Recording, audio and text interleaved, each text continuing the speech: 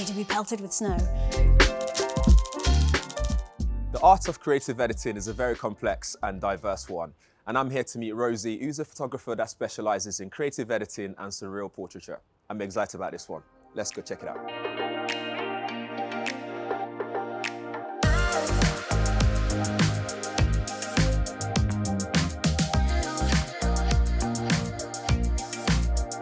My name is Rosie Hardy and I'm a conceptual portrait photographer who lives in the Cotswolds. What are we going to be doing today? We're going to be doing some photo shoots and we're going to start with a snow-themed photo shoot. Oh, wow, that sounds fun. Yes. Okay, and what kind of skills do we need today, or are we going to be covering today? We're going to be covering getting the great shot, we're going to be covering how I edit, and then we're going to be covering how to have fun while you do it.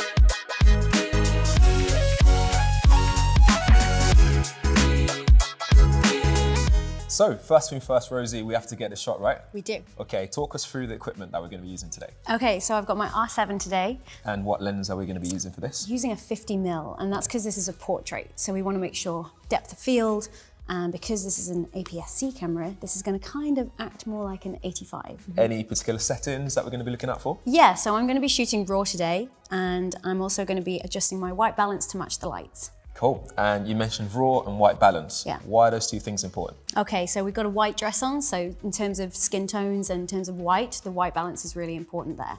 RAW is just going to give me more creative control and give me more information. Moving on to the actual shot itself, what have we got? What do we need? We've got Sasha in our dress, and Nice. we've got some fake snow. Okay. And close your eyes. So I've chosen 1/200 as my shutter speed because it's going to be slow enough that it gives a nice shot.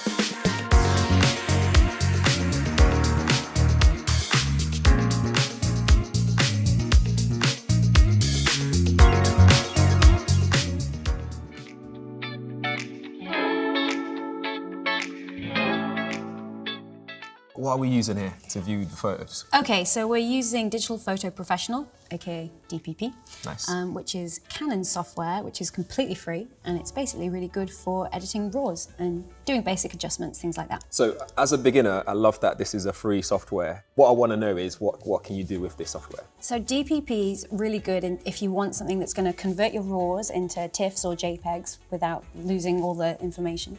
It's really good if you want to have something, a good software to be able to see everything and choose your favorites, and it's going to allow you to do the basic adjustments like exposure, white balance, contrast, that sort of a thing. Do you work backwards in terms of starting with this is what you want to end up with, and then you go out and shoot the whole thing like we did? Occasionally I like to just turn up and see what happens, but I find it's always better to kind of plan what you want your final image to be in advance. So I've opened all the pictures up here, and I'm going to use the quick check tool to just have a look at everything I've got, choose some favorites. Right, so I'm going to use the starring system. This is definitely the efficient way of doing things. So can you actually edit the photos on DPP? You can. So what I'm going to do here is I'm going to just increase my brightness, my exposure. I'm also going to play with my white balance. If you can see here, even just changing it to tungsten just automatically makes her look like Elsa, which is pretty fun. So now I see the advantage of shooting raw, because now this is allowing you to do all this stuff and the details are still there. It's really... So much more control, right? I'm quite happy with that. So I'm going to export that as a TIFF and then take it into my next editing software.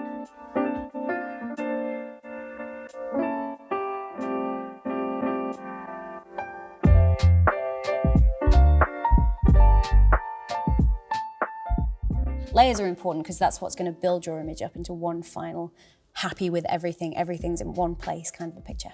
Gotcha. You're using the clone tool to make sure that you're matching different areas to what you want to replicate, right? Yeah, exactly. So if I want to fill in this little bit here, let me just flatten this image. Yeah, if I want to fill in this little kind of open space, I can just quite easily do that by selecting an area that's got lots of snow and just bringing it over.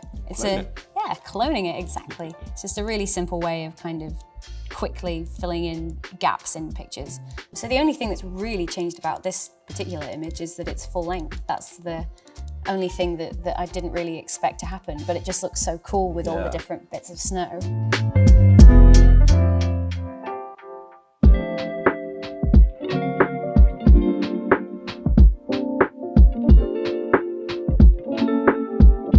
Wow, that's a great result from what we've done today. So we've had a look at your shooting process and then getting it onto here and basic editing, the software that we've used so far as well. Any end tips? So when I started out with the shot, I was sure I wanted to be a kind of upper body portrait, but actually it turned out to be way better as a full length. So I think just being more open to where the image could go is really important. Great result. Yeah, high five. Thanks.